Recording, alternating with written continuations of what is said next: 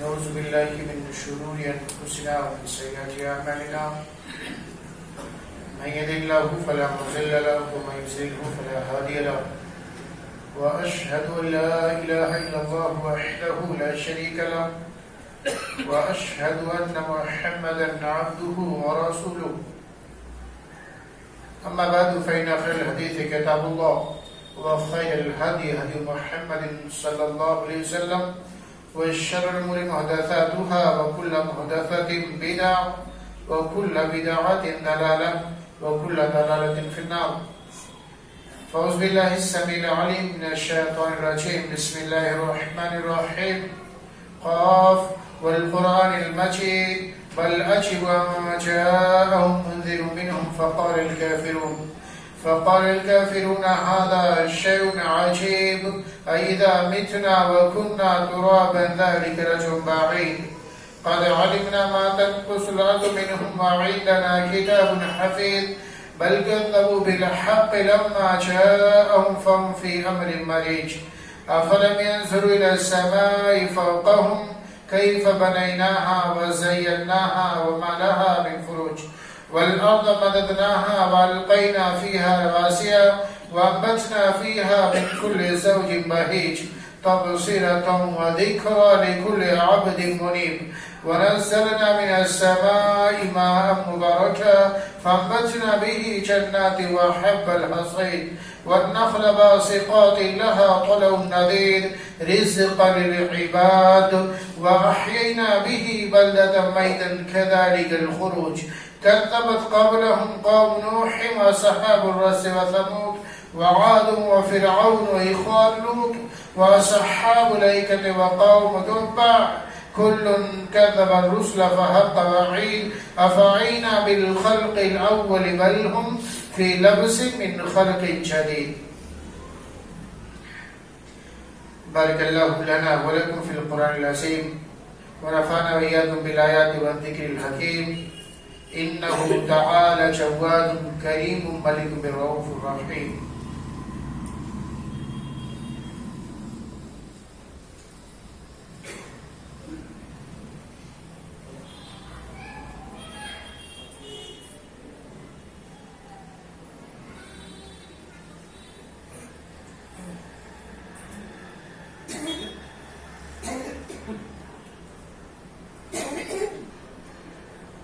إن الحمد لله نحمده ونستعينه ونستغفره ونعوذ بالله من شرور أنفسنا ومن سيئات أعمالنا من يهده الله فلا مضل له ومن يضلل فلا هادي له وأشهد أن لا إله إلا الله وحده لا شريك له وأشهد أن محمدا عبده ورسوله فإن خير الحديث كتاب الله وخير الهدي محمد صلى الله عليه وسلم وشر الأمور محدثاتها وكل محدثة بدعة وكل بدعة ضلالة وكل ضلالة في النار. فأعوذ بالله السميع العليم من الشيطان الرجيم. بسم الله الرحمن الرحيم. وأنذر عشيرتك الأقربين. سامعین کرام،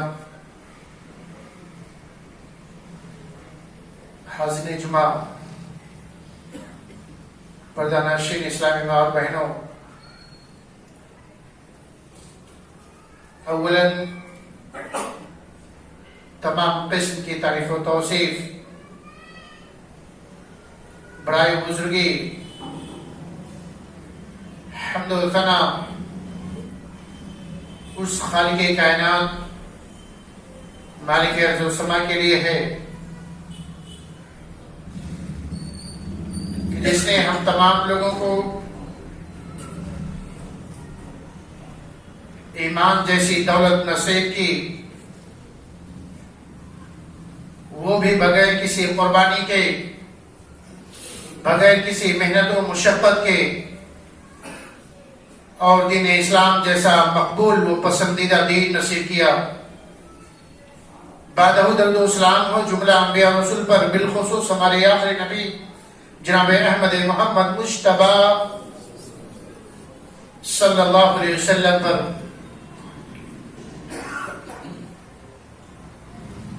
سامعین کرام، جیسا کہ آپ تمام لوگوں کو بات معلوم ہے کہ اللہ رب العزت کی توفیق سے سیرت النبی کا یہ سلسلہ چل رہا ہے۔ آج کا یہ خطبہ جمعہ 14واں خطبہ جمعہ ہے سیرت کے تعلق سے۔ اس سے پہلے کے خطبے میں بیان کیا گیا تھا کہ مشرکین مکہ نے توحید کی دعوت کو روکنے کے لیے اللہ کے رسول صلی اللہ علیہ وسلم کی دعوت و تبلیغ کو روکنے کے لیے ہر حربے استعمال کر رہے تھے، ہر ناحیے سے کوشش کر رہے تھے کہ کسی بھی اعتبار سے بڑھتے ہوئے اسلام کو روک دیا جائے۔ اس کے لیے اللہ کے رسول اور صحابہ کرام کو ذہنی و جسمانی تکالیف سے بھی دوچار کر رہے تھے۔ لہذا حکمت کا تقاضا یہ تھا کہ دعوت و تبلیغ کا کام پس پردہ کیا جائے۔ اللہ کے رسول صلی اللہ علیہ وسلم تو کھلے عام دعوت و تبلیغ کا کام انجام دے رہے تھے، اپنی عبادات کھلے عام کیا کرتے تھے، لیکن صحابہ کرام مصلحتاً حکمتاً دار ارقم میں چھپ کر کے دعوت و تبلیغ کا کام کیا کرتے تھے، وہیں پر عبادات کا اہتمام کیا کرتے تھے، ایک دوسرے سے دین سیکھا کرتے تھے۔ اللہ کے رسول صلی اللہ علیہ وسلم وہیں پر صحابہ کرام کا تزکیہ کیا کرتے تھے، انہیں دین اسلام کی باتیں بتایا کرتے تھے۔ یہ دار ارقم کہاں تھا؟ کوہ صفا پر، صفا پہاڑ پر، مشرکین مکہ کے نگاہوں سے دور، ان کی مجلسوں سے دور دار ارقم واقع تھا۔ وہیں پر اللہ کے رسول نے دعوت و تبلیغ کا کام شروع کیا، تو گویا کہ اللہ کے رسول صلی اللہ علیہ وسلم نے پہلے دعویٰ سینٹر قائم کیا۔ پہلا دعویٰ سینٹر کیا تھا؟ دار ارقم۔ دار ارقم ہی سے آپ نے دعوت و تبلیغ کا کام شروع کیا۔ اللہ کے رسول صلی اللہ علیہ وسلم اور صحابہ کرام پر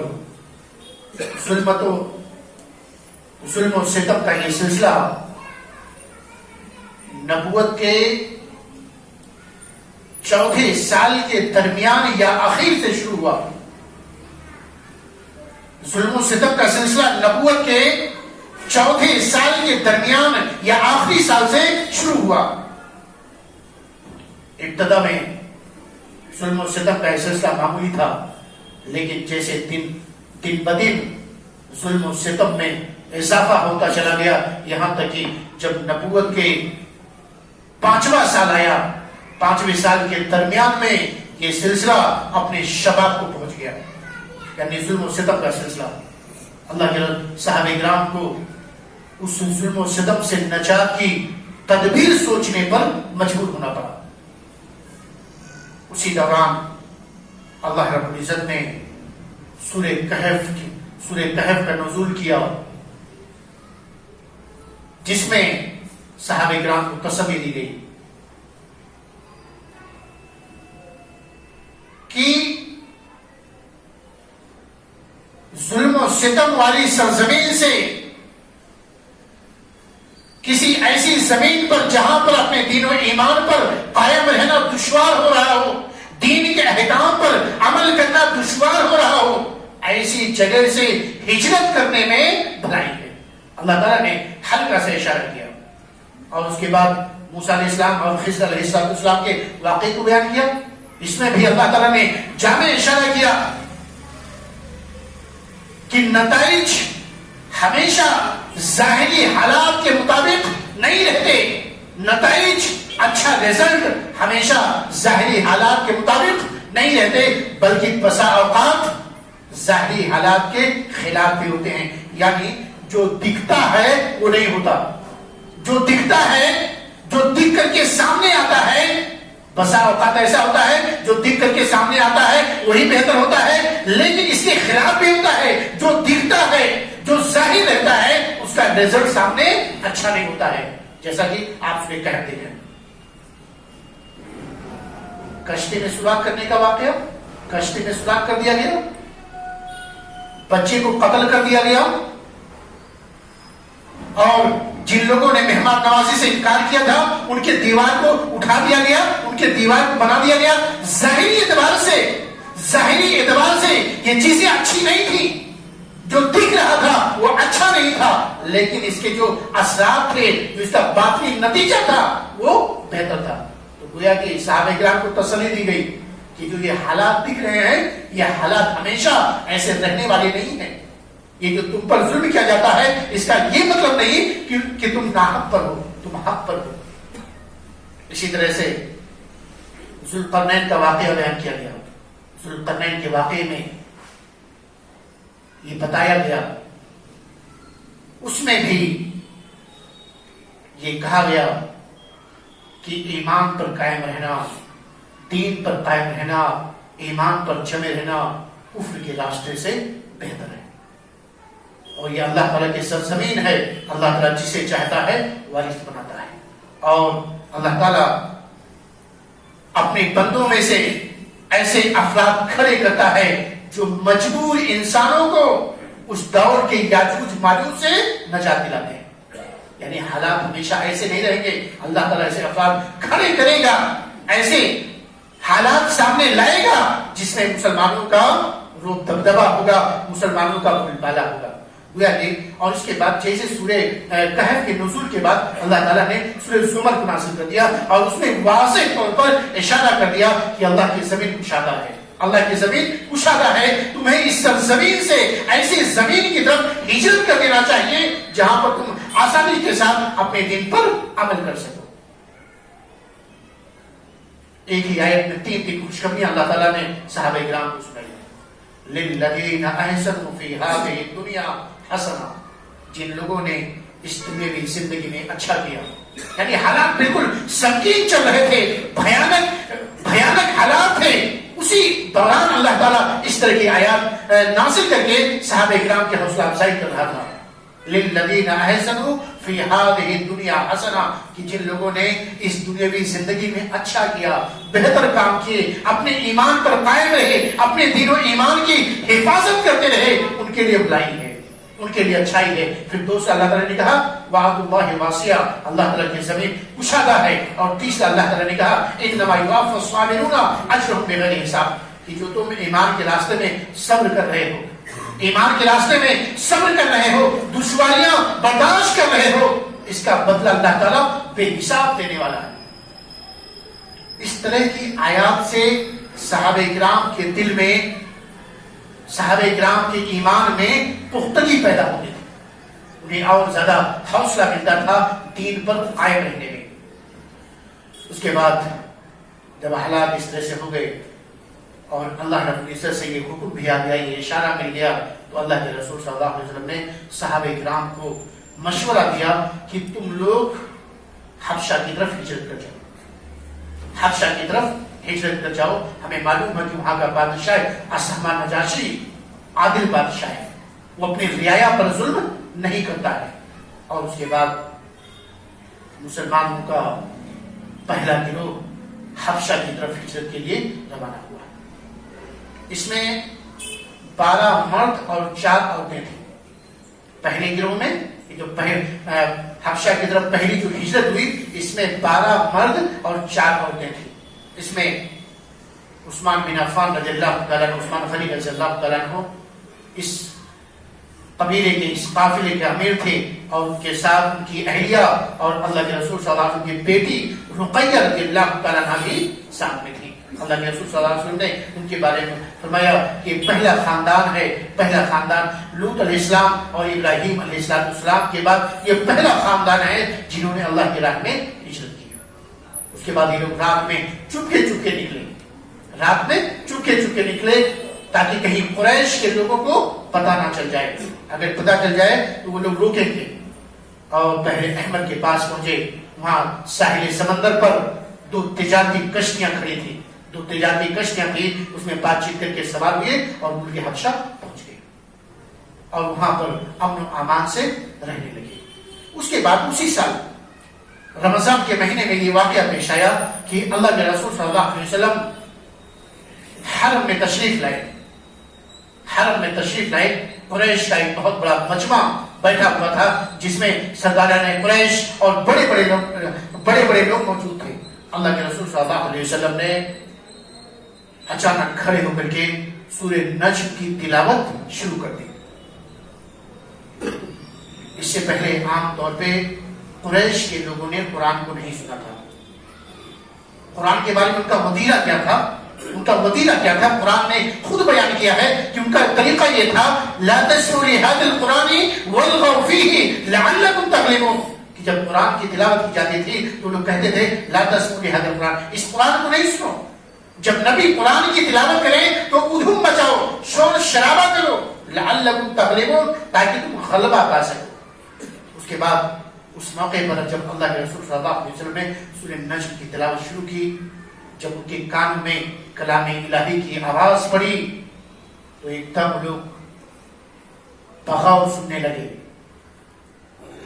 سننے لگے، اپنا سب کچھ بھول بیٹھے کہ جس کو مٹانے کے لیے کوشش کر رہے تھے، ایڑی سے چوٹی تک زور لگا رہے تھے، سب کچھ بھول کر کے کلام الہی نے اتنا زبردست اثر کیا کہ سننے پر مجبور ہو گئے. اور اس کے بعد اللہ کے رسول صلی اللہ علیہ وسلم سورہ نجم کی تلاوت کرتے کرتے جب سورہ نجم کے آخر میں پہنچے تو اس میں دل دہلا دینے والے واقعات موجود ہیں کہ قوم ثمود کے ساتھ، قوم عاد کے ساتھ گزشتہ قوموں کا عبرتناک انجام کیا ہوا، کس طرح سے اللہ تعالیٰ نے انہیں سزا سے دوچار کیا. یہ سب کچھ بیان کرتے کرتے اس کے بعد جب اس آیت پر پہنچے فَاسْجُدُوا لِلَّهِ وَعَبُدُوا، کہ اللہ کے لیے سجدہ کرو اور اسی کی عبادت کرو. یہ پڑھتے پڑھتے آپ نے سجدہ کیا. حالت یہ ہوئی جتنے سارے مشرکین تھے سب کے سب سجدے میں گر پڑے. اور اس کے بعد جب سجدے میں گر پڑے انہیں اپنے اوپر اختیار نہ رہا، اپنے آپ کو قابو میں نہ رکھ سکے تو دیگر مشرکین جو اس محفل میں، اس مجلس میں موجود نہیں تھے، سجدہ کرنے والے مشرکین کی لعنت ملامت شروع کر دی، تان و تشنیع کے بوچھاڑ کرنا شروع کر دی. تم لوگ ایسے ہو گئے، تم لوگ بے دین ہو گئے. اس کے بعد ان لوگوں نے ایک اور جھوٹ اللہ کے رسول پر گڑھا. جھوٹوں کا سلسلہ جاری تھا. انہوں نے ایک جھوٹ اللہ کے رسول پر ایک اور گڑھا کہ آپ نے ہمارے معبودوں کی عزت کرتے ہوئے، ادب و احترام کرتے ہوئے یہ کہا تھا تلک الغرانیق العلا وَإِنَّا شَفَاعَتَهُنَّ لَتُرْتَجَا، کہ آپ نے ہمارے معبودوں کے بارے میں کہا تھا کہ یہ بلند بالا دیویاں ہیں، ان کا مقام اونچا ہے، ان سے سفارش کی امید رکھی جا سکتی ہے. نعوذ باللہ، اس طرح کا انہوں نے سری جھوٹ گڑھا اپنی حفاظت کے لیے، اپنے بچاؤ کے لیے ان لوگوں نے ایک جھوٹ گڑھا. اس کے بعد حالت یہ ہوئی کہ ادھر حبشہ میں جو مسلمان تھے، انہیں پتا چلا اصل کہ قریش کے لوگ مسلمان ہو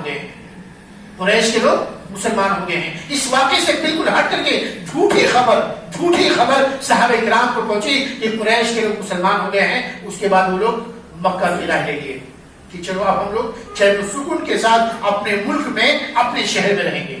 اور اس کے بعد جب مکہ کے قریب پہنچے تب جا کر کے انہیں حقیقت حال کا پتہ چلا کہ حقیقت کچھ اور ہے، وہ لوگ مسلمان نہیں ہوئے ہیں. اس کے بعد صحابہ کرام حبشہ کو واپس چلے گئے، دوبارہ ملک حبشہ کو واپس چلے گئے، اور بعض صحابہ کرام چھپا کر کے یا کسی قریش کے آدمی سے پناہ لے کر کے مکہ میں داخل ہوئے. یہ پہلی ہجرت تھی. اس کے بعد جب صحابہ کرام جو لوگ بچ بچا کر کے چپکے سے مکہ میں آ گئے تو ان پر اور دیگر مسلمانوں پر ظلم و ستم کا سلسلہ شروع ہوا. اور ان لوگوں نے غیظ و غضب میں عمل کیا تھا کہ اصحابہ نجاشی نے، حبشہ کے بادشاہ نے مسلمانوں کے ساتھ اچھا سلوک کیا تھا. اس کے بعد اللہ کے رسول صلی اللہ علیہ وسلم نے دوبارہ مسلمانوں سے کہا کہ دوبارہ حبشہ کی طرف ہجرت کرنا چاہیے. لیکن یہ ہجرت، دوسری ہجرت پہلی ہجرت سے دشوار کن تھے. قریش مکہ پہلے سے چوکٹ نہ تھے، قریش مکہ پہلے سے چوکنا تھے اور ایسی کسی بھی کوشش کو ناکام بنانے کا تہیا کیے ہوئے تھے کہ اب دوبارہ کوئی نہیں جا سکتا ہے. لیکن اللہ کا کرنا ایسا ہوا کہ مسلمان ان سے زیادہ مستعد ثابت ہوئے. اللہ تعالیٰ نے سفر کو آسان کر دیا اور دوبارہ صحابہ کرام نے ملک حبشہ کی جانب ہجرت کر دیا. ایک دوسری ہجرت میں 82 یا 83 مرد تھے. 82 یا 83 مرد تھے یہ اور 18 یا 19 عورتیں تھیں. اس طرح سے دوسری ہجرت کر کے سب لوگ اتنے صحابہ کرام ملک حبشہ کو پہنچ گئے. جب صحابہ کرام حبشہ پہنچ گئے تو مشرکین مکہ بوکھلا گئے. مشرکین مکہ کے اندر بوکھلاہٹ طاری ہو گئی کہ کس طرح سے ان لوگوں نے اپنی جان کو بچا کر کے اپنے دین و ایمان کو بچا کر کے امن و امان والے شہر کو پہنچ گئے ہیں. اس کے بعد ان لوگوں نے یہ کیا کہ اپنا ایک سفیر بنایا, ایک سفارتی مہم. 2 آدمیوں کا عمر بن عاص رضی اللہ تعالیٰ عنہ اور عبداللہ بن ربیعہ, یہ لوگ مسلمان نہیں ہوئے تھے. بڑی سوجھ بوجھ کے مالک تھے, یہ لوگ مسلمان نہیں ہوئے تھے. ان لوگوں نے مشورہ کر کے ان دونوں لوگوں کو سفیر بنایا اور بہت کچھ تحفے تحائف دیا. بادشاہ کے لیے تحفہ دیا اور بادشاہ کے مشیروں کے لیے تحفہ دیا اور کہا کہ تم دونوں حبشہ جاؤ اور کسی بھی اعتبار سے کیسے بھی کر کے جو لوگ بھاگ کر کے گئے ہیں انہیں اپنے ملک لے آؤ. جو لوگ بھاگ کر کے چلے گئے ہیں انہیں اپنے ملک مکہ میں لے آؤ. اس کے بعد یہ دونوں لوگ گئے, عمر بن عاص اور عبداللہ بن ربیعہ, یہ دونوں لوگ حبشہ پہنچے اور وہاں پر جا کر کے سب سے پہلے بادشاہ کے مشیروں سے ملاقات کی. بادشاہ کے مشیروں کے پاس تحفے تحائف پیش کی اور انہیں اپنے دلائل سے آگاہ کیا جس کی بنیاد پر وہ لوگ مسلمانوں کو مکہ واپس لانا چاہتے تھے. اور اس کے بعد مشیر لوگ تیار ہو گئے, کہا ٹھیک ہے ہم لوگ بادشاہ کو مشورہ دیں گے کہ تم مسلمانوں کو یہاں سے نکال کر کے ان کے ملک کو واپس بھیج دو. اس کے بعد یہ مسئلہ طے ہوا. عمر بن عاص اور عبداللہ بن ربیعہ بادشاہ کے دربار میں حاضر ہوئے. اسامہ نجاشی جو حبشہ کا بادشاہ تھا اس کے دربار میں حاضر ہوئے اور اس کے بعد اپنا مسئلہ بیان کیا کہ اے بادشاہ سلامت, ہمارے کچھ نوجوان اپنے ملک کو اپنے وطن کو چھوڑ کر کے آپ کے ملک میں بھاگ آئے ہیں. انہوں نے اپنے باپ داداؤں کا دین چھوڑ دیا ہے اور آپ کے دین میں بھی داخل نہیں ہوئے ہیں. انہوں نے ایک دوسرا دین ایجاد کر لیا ہے. ہمیں آپ کی خدمت میں ان کے والدین نے, ان کے چچاؤں نے, ان کے خاندان کے لوگوں کو بھیجا ہے تاکہ ہم انہیں لے کر کے اپنے ملک کو واپس جا سکیں. اس کے بعد مشیروں نے کہا کہ بالکل یہ لوگ ٹھیک کہہ رہے ہیں, مسلمانوں کو ان کے حوالے کر دیا جائے تاکہ یہ لوگ انہیں ان کے ملک میں ان کے باپ داداؤں کے پاس پہنچا دیں. اس کے بعد بادشاہ نے سوچا کہ ہمیں اس مسئلے کو باریکی سے کھنگالنا چاہیے, اصل مسئلہ دیکھنا چاہیے کہ کیا بات ہے. اس کے بعد بادشاہ نے مسلمانوں کو بلا بھیجا, جو مسلمان تھے ان کو دربار میں بلا بھیجا اور اس کے بعد پوچھا کیا مسئلہ ہے, کیا بات ہے, تم نے اپنے باپ داداؤں کا دین کیوں چھوڑا, تم نے اپنے باپ داداؤں کا دین بھی چھوڑ دیا اور ہمارے دین میں داخل بھی نہیں ہوئے, کیا مسئلہ ہے. اس کے بعد جعفر بن ابی طالب جو مسلمانوں کی طرف سے ترجمان تھے کھڑے ہوئے اور اسلام کے بارے میں بیان کرنا شروع کیے. انہوں نے بیان کیا کہ اے بادشاہ, ہم ایسی قوم تھے جو جاہلیت میں زندگی گزار رہے تھے. ہم بتوں کی پوجا کرتے تھے, مردار کھاتے تھے, غریبوں کو ستاتے تھے, رشتے ناطے توڑتے تھے. ہم نے کا طاقتور کمزور کو کھا جاتا تھا. ہم اسی حالت میں زندگی گزار رہے تھے کہ اللہ رب العزت نے ہم ہی میں سے ایک آدمی کو نبی بنا کر کے اللہ نے مبعوث کیا اور اسے مبعوث ہونے سے پہلے اس کی اعلیٰ نسبی, اس کی شرافت, اس کی صداقت, اس کی امانت داری کو ہم اچھی طریقے سے جانتے تھے. اللہ تعالیٰ نے جب نبی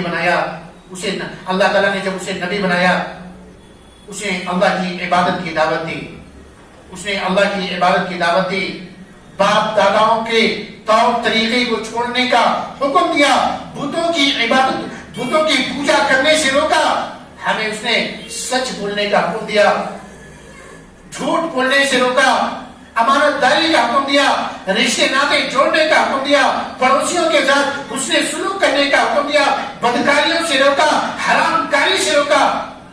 یعنی جعفر بن ابی طالب نے اسلام کی بہت ساری خوبیوں کو گنوا دیے۔ اس کے بعد بادشاہ نے پوچھا کہ تمہارے نبی جو لے کر کے آئے ہیں اس میں سے تمہارے پاس کچھ ہے یا نہیں، تمہارے پاس کچھ ہے؟ اس کے بعد جعفر بن ابی طالب نے کہا ہاں ہم لوگوں کے پاس ہے۔ اس کے بعد جعفر بن ابی طالب نے سورہ مریم کی ابتدائی آیات کی تلاوت شروع کر دی۔ اس کے بعد حالت یہ ہوئی سورہ مریم کی تلاوت سن کر کے بادشاہ اتنا رویا کہ اس کی داڑھی تر ہو گئی، اور اس کے جو حوالی موالی بیٹھے تھے وہ لوگ بھی روئے کہ ان کے صحیفے تر ہو گئے۔ اس کے بعد بادشاہ نے کہا کہ یہ کلام جو تم نے سنایا اور وہ کلام جو عیسیٰ علیہ السلام لے کر کے آئے تھے، یہ دونوں ایک ہی شمعدان سے نکلے ہوئے ہیں، ایک ہی چراغ سے نکلے ہوئے ہیں، اس کلام میں اور اس کلام میں کوئی فرق نہیں ہے۔ اور اس کے بعد بادشاہ نے کہا کہ تم میرے ملک میں امن و امان کے ساتھ ہو، تمہیں جو ستائے گا اس پر تاوان، اس پر جرمانہ عائد کیا جائے گا۔ اور اس طرح سے دوسرے دن پھر دوبارہ عبداللہ بن عمر بن عاص بادشاہ کی خدمت میں حاضر ہوئے اور کہا کہ جن کو آپ اچھا سمجھتے ہیں، جو اپنے آپ کو مسلمان کہتے ہیں، یہ لوگ عیسیٰ علیہ السلام کے بارے میں بہت خراب عقیدہ، بہت برا نظریہ رکھتے ہیں۔ اس کے بعد پھر دوبارہ بادشاہ نے مسلمانوں کو طلب کیا۔ جعفر بن ابی طالب نے سورہ مریم کی تلاوت شروع کی اور یہ بتایا کہ ہم وہی عقیدہ رکھتے ہیں جو اللہ رب العزت نے ہمیں عقیدہ رکھنے کا حکم دیا ہے کہ عیسیٰ علیہ السلام اللہ کے رسول اور نبی ہیں، اللہ کے بندے ہیں، اس کی روح اور کلمہ ہیں جسے پاک دامن مریم کی طرف القا کیا گیا تھا۔ اور اس کے بعد بادشاہ نے زمین سے ایک دن کا اٹھایا، کہا اللہ کی قسم عیسیٰ علیہ السلام اس تنکے سے بھی بڑھ کر کے نہ تھے، جتنا تم نے کہا اتنے ہی ان کا مقام و مرتبہ ہے، اس تنکے کے برابر بھی ان کا مقام و مرتبہ بڑھ کر کے نہیں ہے۔ اور اس کے بعد امن و امان سے صحابہ کرام وہاں پر رہنے لگے، اور ان لوگوں کے جو یہ مشرکین مکہ کی طرف سے عمر بن عاص اور عبداللہ بن ربیعہ گئے تھے، ان کے تحفے تحائف واپس کر دیے گئے۔ یہ لوگ اپنے تحفے تحائف کو لے کر کے مکہ واپس آئے۔ اس طرح سے صحابہ کرام حبشہ میں امن و امان کے ساتھ رہنے لگے۔ اور اس کے بعد کیا ہوا انشاءاللہ آنے والے خطبہ جمعہ میں بیان کیا جائے گا۔ اب آخر میں دعا کرنا چاہیے کہ اللہ تعالی ہم تمام لوگوں کو اس قسم کے واقعات سے عبرت حاصل کرنے کی توفیق نصیب فرمائے۔ اللہ تعالی ہمیں سے جو سیدھے راستے سے بھٹکے ہوئے ہیں انہیں صراط مستقیم پر گامزن فرما۔ اللہ تعالی ہمیں سے ہر ایک کو اپنی تمام عبادات میں، اپنی روزمرہ کی زندگی میں سنت نبوی کو ملحوظ رکھنے کی توفیق نصیب فرما۔ آمین۔ تقبل یا رب العالمین وآخر دعوانا ان الحمدللہ رب العالمین۔ ان اللہ ملائکتہ۔ تو ہیلو بھائیو، اگر آپ لوگ کو ویڈیو پسند آیا ہو تو ایک لائک کر دیں اور کمنٹ کر کے بتائیں کہ آپ لوگ کو ویڈیو کیسا لگا، اور چینل پہ نئے ہیں تو چینل کو سبسکرائب کر ہی دیں اور ساتھ میں ویڈیو کو شیئر کر دیں۔ تو ملتے ہیں اگلی ویڈیو میں۔